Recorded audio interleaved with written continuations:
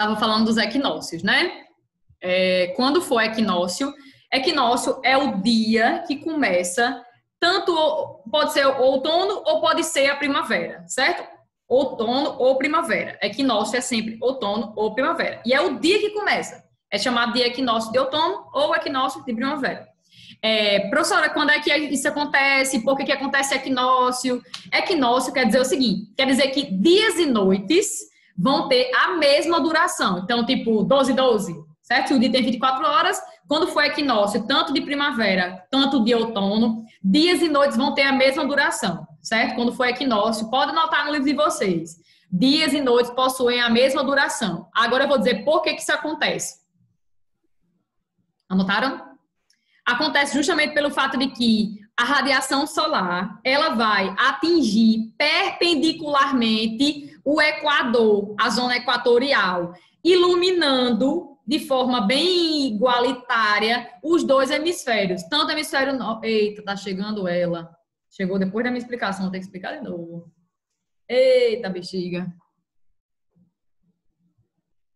Já perdi uns 3 minutos com isso. Oi, Maria Clara. Maria Clara?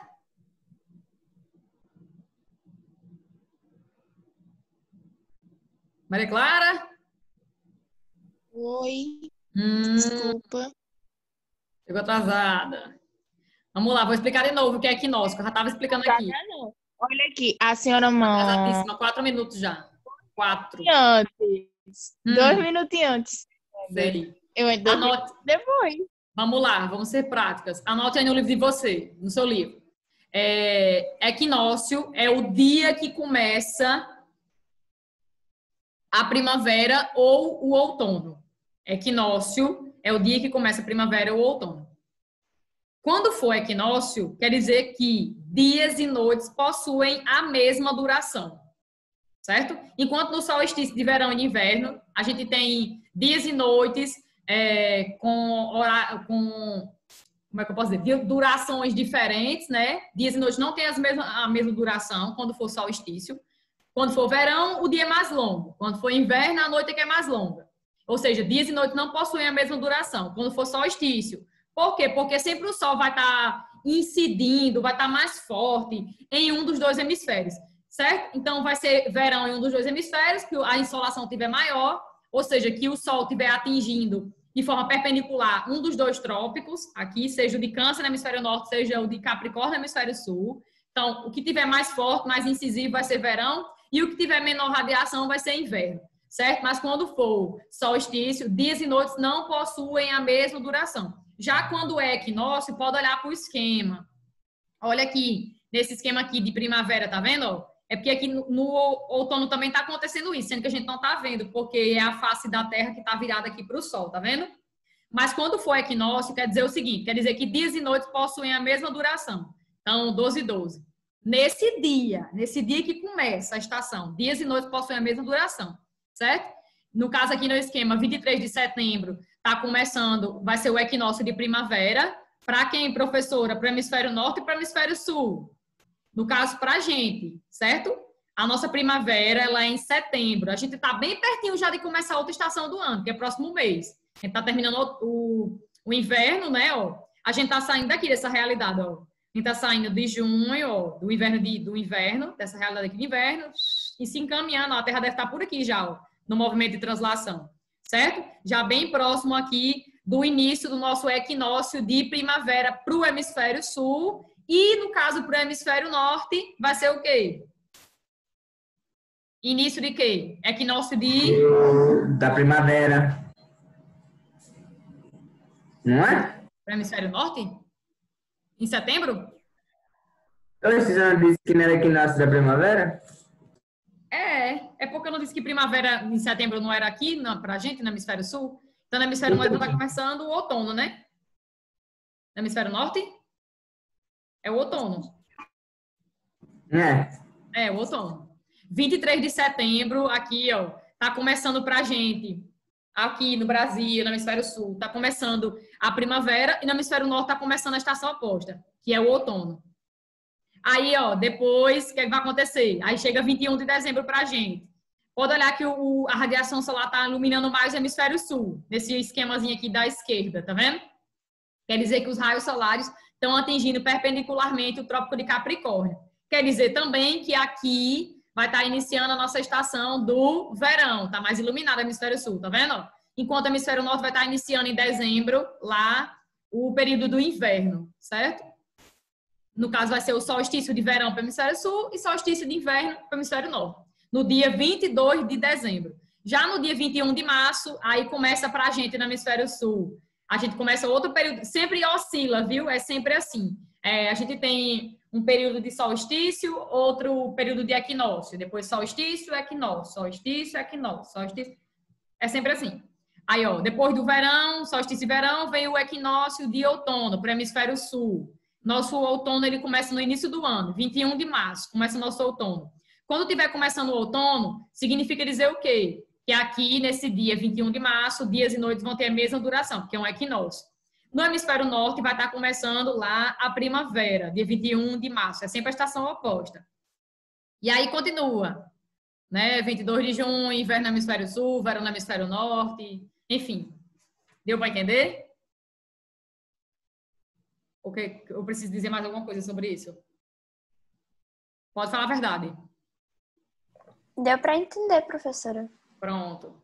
Ótimo. Então, a gente tem 4 estações.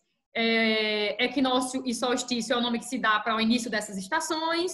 Se for equinócio, vai ser o dias e noites vai ter a mesma duração. Se for solstício, dias e noites não tem a mesma duração. Dependendo se for primavera, desculpa, se for verão, o dia vai ser mais longo. Se for o inverno, a noite vai ser mais longa. Ok. E existem estações do ano por 2 motivos. Pela questão do movimento de translação da Terra, né, que vai ter aquele momento que os 2 hemisférios vão estar bem iluminados, sendo o equinócio de outono ou primavera, e vai ter aquele momento, 2 momentos em que a Terra não vai estar sendo, os 2 hemisférios não vai estar sendo iluminado na mesma proporção. Então, dias e noites não terão a mesma duração. No caso, vai ser quando for solstício, de verão ou de inverno. Deixa eu voltar aqui para o livro. Ana Beatriz, Oi. tipo assim, deixa eu tirar uma dúvida, mas não é em relação a esse assunto, não, é em relação ao slide. O slide, você quer que a gente coloque as referências? Quero. No final, você coloca assim um slide só de referência, aí vai colocando lá os sites que vocês fizeram busca. Tá bom, obrigada. Ok, gata. Que linda imagem. Agora o A em Quem não movimento. pesquisou, e peraí, é para botar as fontes das imagens também? Né? Você não Oh é uma my pesquisa? God. Não é uma Ana pesquisa. Beatriz, eu pesquiso lá, o tema aparece no Google. Oh, meu Deus. Google tá lá, fonte Google. Meu Deus do céu, não pode não, isso não é fonte não. Google não é fonte. Não é fonte. Você vai aprender isso em metodologia. Vamos lá, o A em movimento. Vamos falar de convecção agora. Convecção, movimento de convecção do ar. O que é isso, movimento de convecção do ar? E o que seria um ar mais denso e o que seria um ar menos denso? Quando a atmosfera ela age, de certa forma, regulando a temperatura do planeta, né? A gente já falou disso. Quando a atmosfera é aquecida em sua parte inferior, ou seja, aqui próximo da superfície, pode ocorrer a convecção. E o que é essa convecção, professora, da atmosfera? É um movimento ascendente do ar, é um movimento vertical do ar. O ar mais próximo à superfície, ele tende a ser mais seco, né? Porque ele está recebendo ali uma radiação solar e tal. Ele é aquecido, aquele ar mais próximo à superfície, ele é mais quente. Então, ele tende a subir, porque o ar mais quente, ele é um ar menos denso. O ar quente, ele tende a subir, ele é mais leve, o ar quente sobe.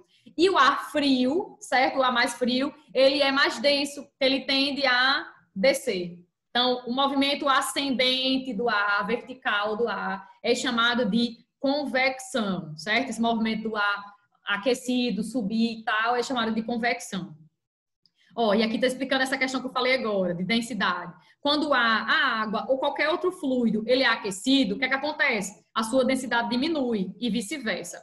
Quer dizer o seguinte, quer dizer que o ar mais quente, ele é um ar menos denso, por isso que ele sobe, e o ar frio, ele é um ar mais denso, ele tende a descer. Por isso que o ar-condicionado é colocado geralmente nos espaços, nos quartos, em qualquer canto, nas áreas mais elevadas do espaço, porque o ar frio, ele tende a descer e o ar quente, ele tende a subir, certo? O ar frio, ele é mais denso, ele desce. O ar quente, né? O ar quente, ele é mais leve, então ele tende a subir.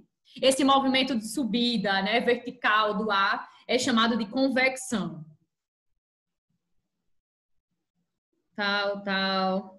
Ó, portanto, os fluidos mais frios e mais pesados tendem a afundar, né, descer sobre os mais quentes e menos densos, por ação da gravidade. Ana Beatriz, Oi. mas essa convecção não pode ser classificada como um tipo de chuva, não? Não, aí vamos lá. Existe um tipo de chuva que é formada por causa desse movimento convectivo do ar, que é chamado de chuva convectiva. É aquela parte que você estava em dúvida, que você mandou até mensagem para mim, não foi? Ó, o movimento ascendente do ar, normalmente isso acontece todos os dias. O movimento vertical do ar, que o ar mais quente ele sobe, entra em contato com o ar mais frio, ele desce, o ar frio desce. Isso é chamado de movimento convectivo do ar, isso é normal. Sendo que esse movimento convectivo do ar, ele pode dar origem a um tipo de chuva, que é chamado justamente de chuva convectiva. Porque a chuva convectiva, ela é formada pelo choque do ar quente que sobe, juntamente com o ar mais frio que está nas altas camadas da nossa troposfera. Entendeu? Aí esse contato com o ar quente com o ar frio, nas áreas mais elevadas em altitude, né, da nossa atmosfera, vai dar origem a uma condensação do ar. Condensação é o quê? A formação de nuvens, né? E aí, quando essa nuvem, ela começa a se tornar bem espessa, bem pesada, as gotículas começam a se juntar, aí pode ocorrer o quê? Um tipo de chuva chamado chuva convectiva. Ela tem esse nome chamado chuva convectiva justamente por quê? Porque ela é formada pelo encontro desse ar mais quente com ar um pouco mais frio em camadas mais elevadas da atmosfera. Deu para entender?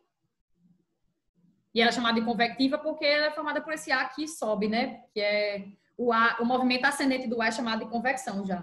O movimento ascendente do ar. O ar mais quente, ele se tende a subir, que ele é menos pesado, então ele sobe. Aí esse movimento que faz com que o ar ele suba, né, na atmosfera é chamado de convecção normal.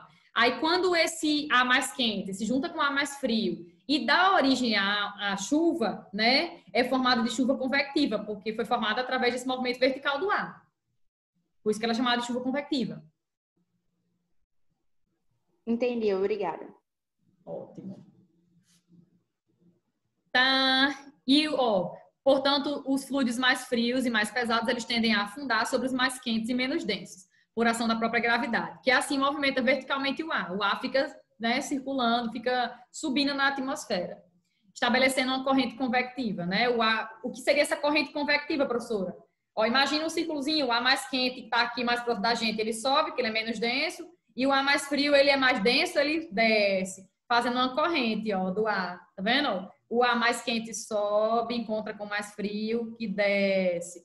O ar mais quente sobe, formando uma corrente convectiva, chamada de corrente convectiva.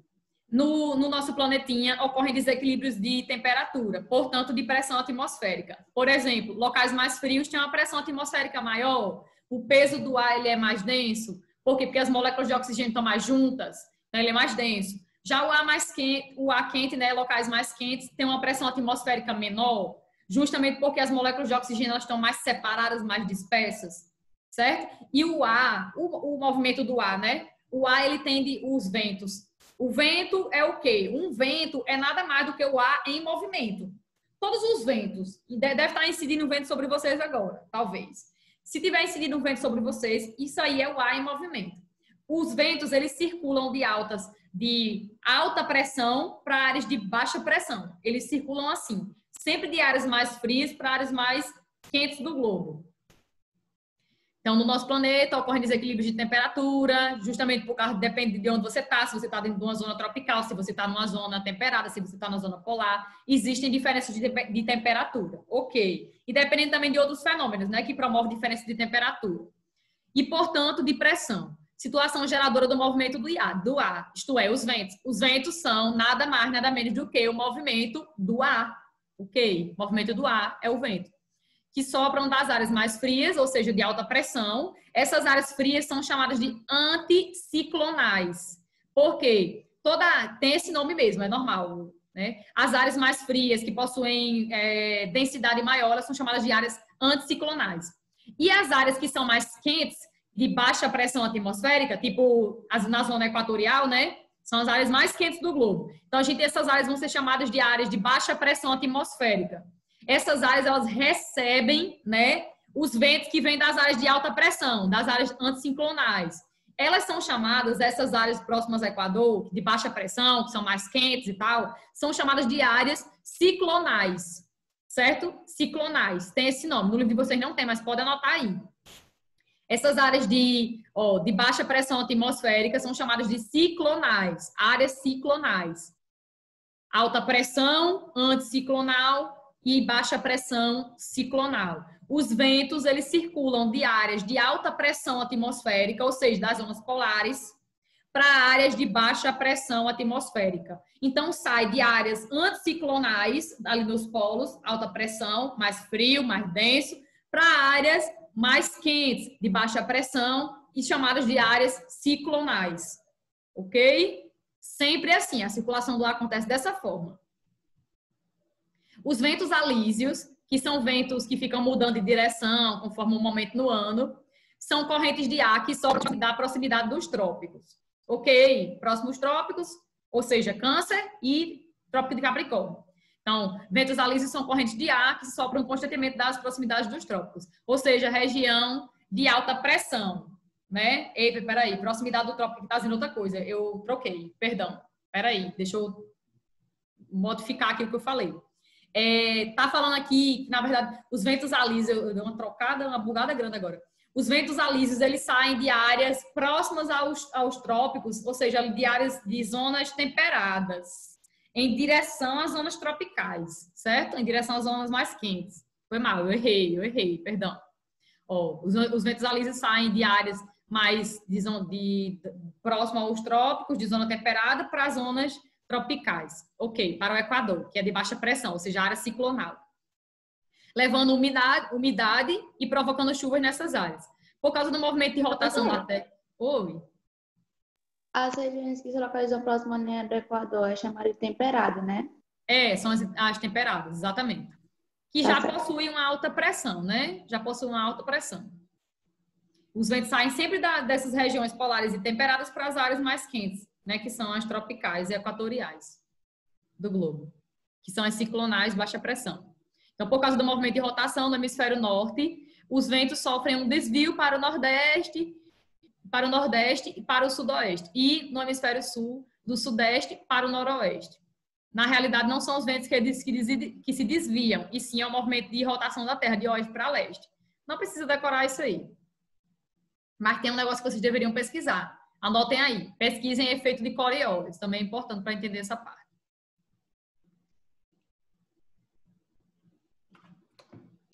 Agora, ventos regionais e ventos locais. Eu falei em uma perspectiva geral, na questão dos ventos de forma geral, que eles circulam normalmente de áreas de alta pressão, anticiclonal, de áreas frias para áreas mais quentes, ciclonais de baixa pressão. Agora vamos ver como acontece alguma dinâmica aqui de forma mais regional, restrita a uma região, a uma localidade. O que é que pode acontecer? Por exemplo, a gente vai ver aqui na região da Ásia, na Ásia é muito comum os ventos monsônicos, ou seja, é um fenômeno regional, né? Está acontecendo basicamente mais naquela região, está atingindo mais aquela região. Aqui são particularidades, nessa parte do livro vai mostrar algumas particularidades, certo? Vou mostrar já o que são essas monções aí. Elas carregam muita umidade, muita chuva, para onde elas vão, esses ventos. Os continentes se aquecem, se resfriam mais rapidamente do que os oceanos. Nessa parte aqui vai falar de maritimidade e continentalidade. O que é isso? São fenômenos climáticos. Os continentes se aquecem e se resfriam mais rápido que os oceanos, produzindo na atmosfera diferenças de pressão. Ok. Isso ocorre porque é necessário muito mais energia para aquecer a água do que o solo. Ok. Essa diferença dá origem a ventos periódicos chamados de monções, que se manifestam com maior intensidade na Ásia. Monções são ventos que mudam de direção conforme a estação do ano. Monções são ventos que mudam de direção conforme a estação do ano, certo?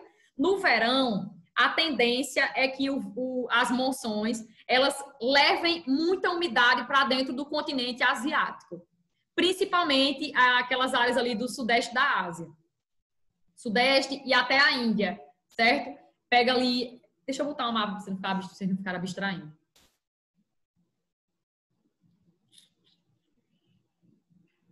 Esquema de ciclonal e anticiclonal, mapa da Ásia.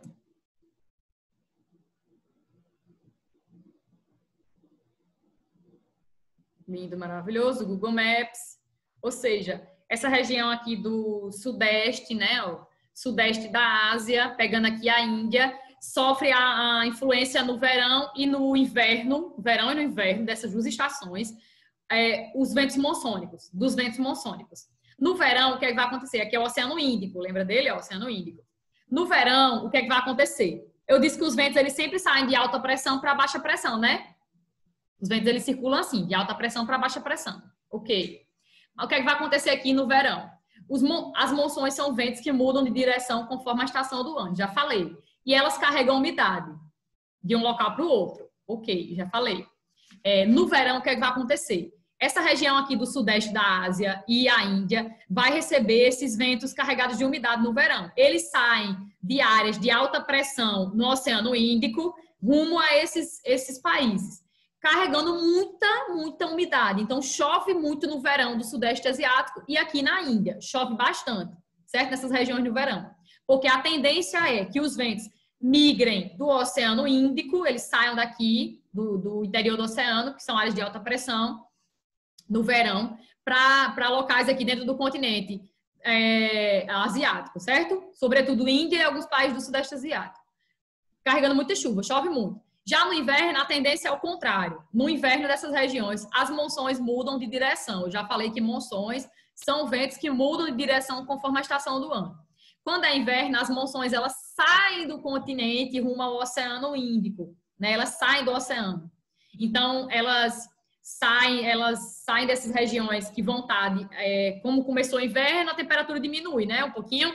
Então, alta pressão. Então, elas vão sair do continente para o oceano, carregando a umidade do continente para o oceano, ou seja, deixando o inverno seco. O inverno dessas regiões que sofrem o vento de monções são invernos secos, né? Porque os ventos estão saindo do continente rumo ao oceano, certo? Deixando o inverno dessa região inverno seco. Mas o verão é extremamente chuvoso, né? Os maiores índices pluviométricos no verão do mundo geralmente se concentram nessa região do sudeste da Ásia, onde mais chove no mundo, no período do verão. E isso é um fenômeno local, né? Porque atinge mais a Ásia, o continente asiático. Por isso que está aqui nessa parte aqui, ó, de eventos regionais e locais. Ok, expliquei isso. Deixa eu ver. Falta só explicar a questão das brisas agora. A diferença de temperatura entre a Terra e o mar. Eu falei que a Terra, ela tanto aquece mais rápido quanto ela resfria mais rápido. Já a água do mar, não. A água do mar, ela tanto aquece de forma lenta quanto ela resfria de forma lenta. Isso acontece todos os dias. É tanto que locais que estão próximos ao mar não tem uma grande amplitude térmica diária. O que quer dizer isso, professora? Por exemplo, Natal. Natal é uma cidade que sofre o fenômeno climático da maritimidade. Tá? Uma cidade localizada numa zona litorânea que recebe a influência do mar. De que forma? Tipo assim, a temperatura máxima de Natal e a mínima de Natal durante um dia não existe uma grande diferença, certo? Não existe uma grande diferença de máxima e mínima temperatura diária em Natal durante o dia. E qualquer outro local que sofra maritimidade, que esteja próximo ao mar, não existe grande diferença da temperatura do dia para a temperatura da noite. Por quê? Porque a água do mar, ela influencia na temperatura do local, certo? E como ela demora tanto a esquentar durante o dia quanto a resfriar durante a noite, então não tem uma diferença drástica de temperatura diária.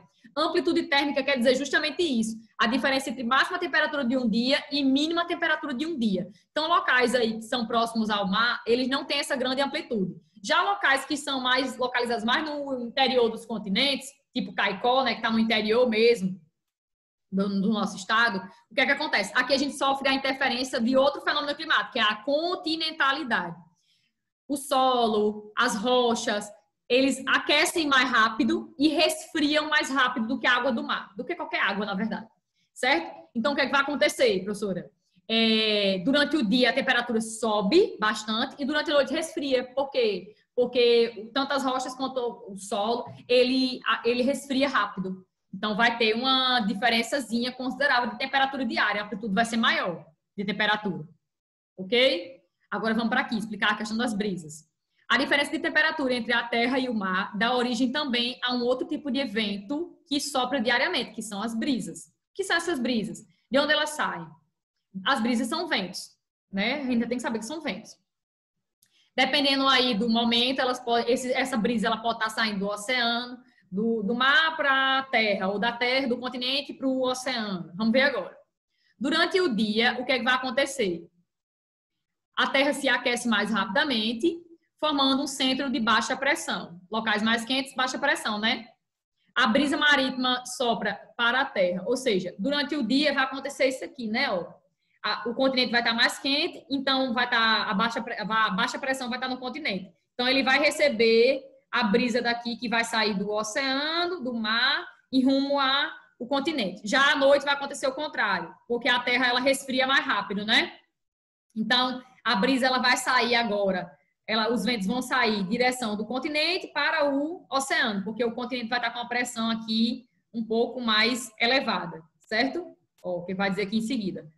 Durante a noite, a situação se inverte, que é o contrário. Ou seja, os ventos, as brisas, elas saem daqui da terra rumo ao mar.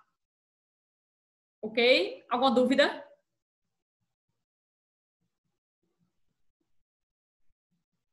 Não? Eu vou passar direto. Não estou dizendo nada.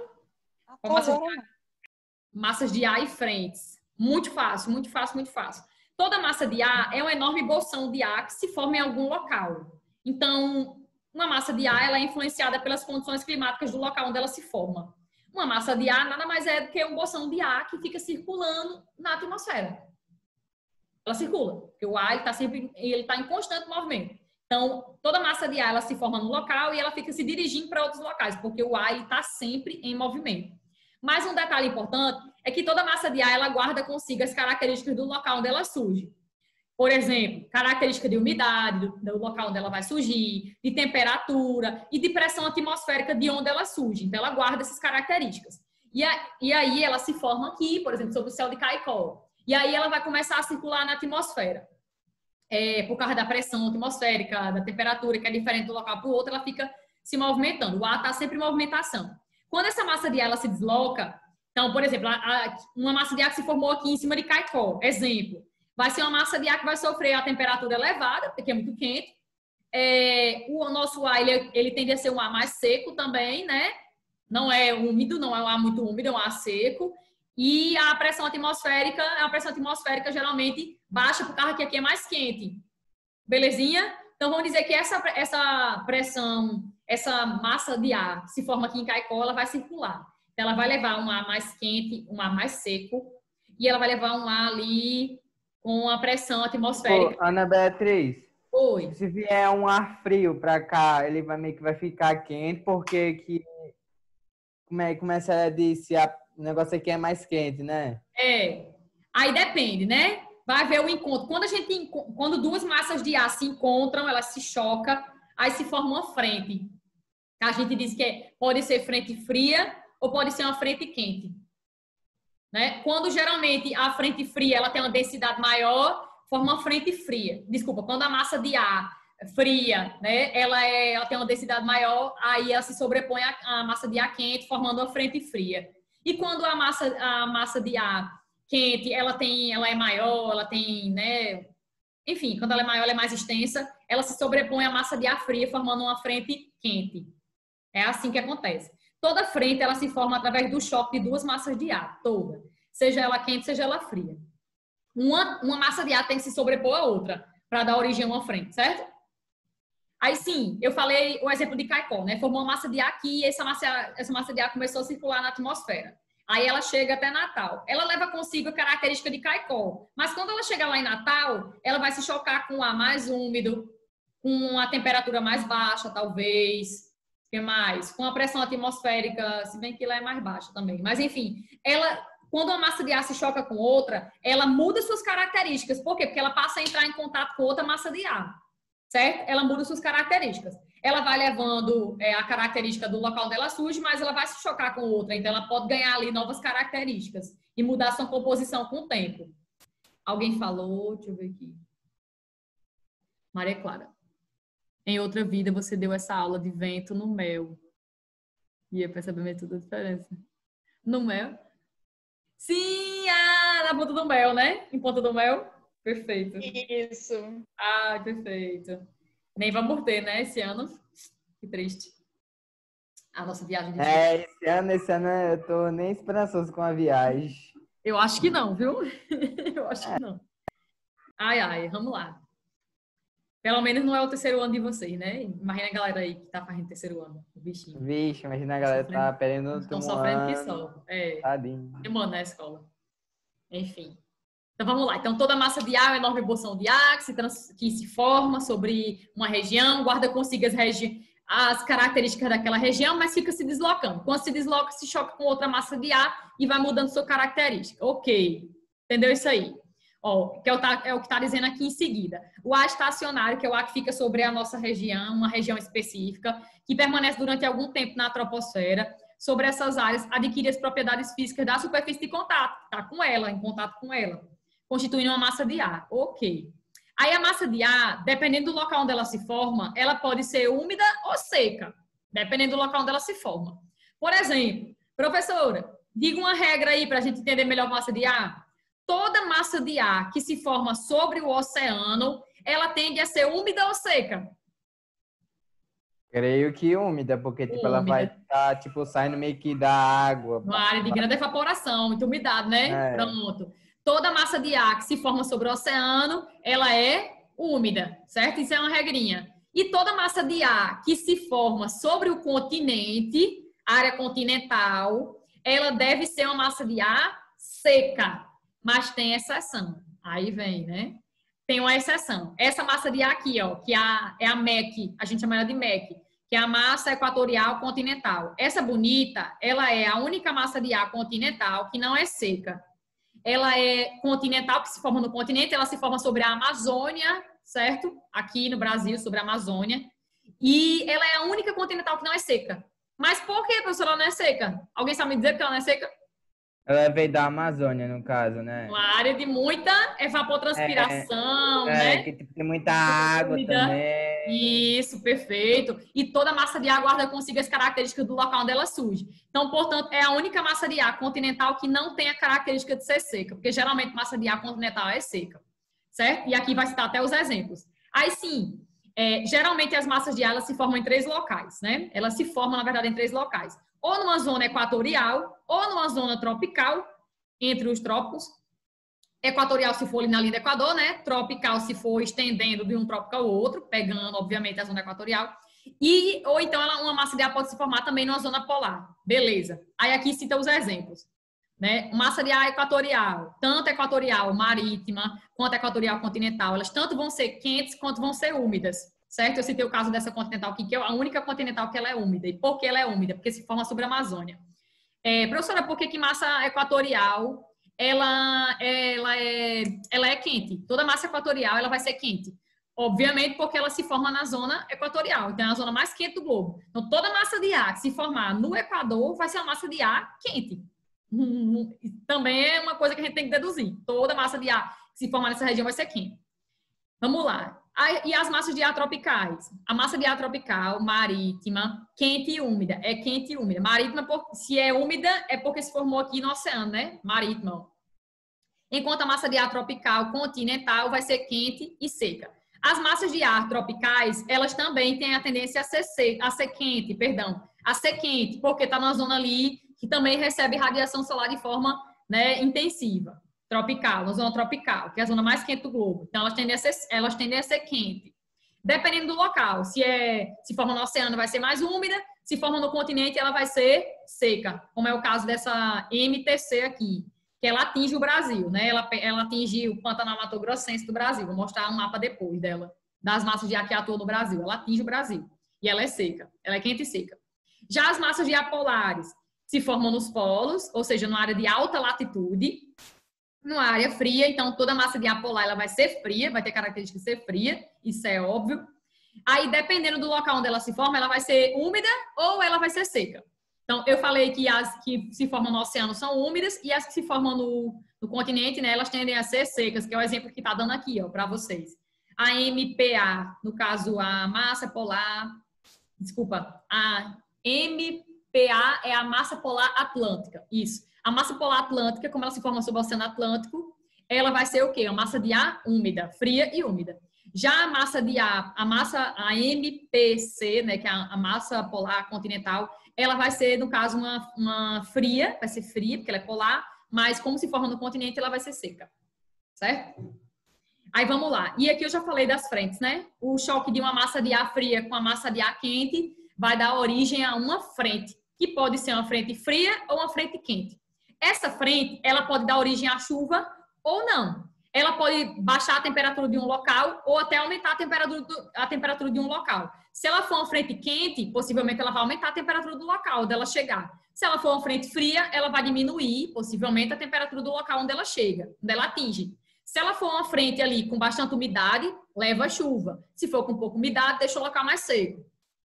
Mas toda frente, seja fria ou quente, ela se forma do choque de duas massas de ar, sempre.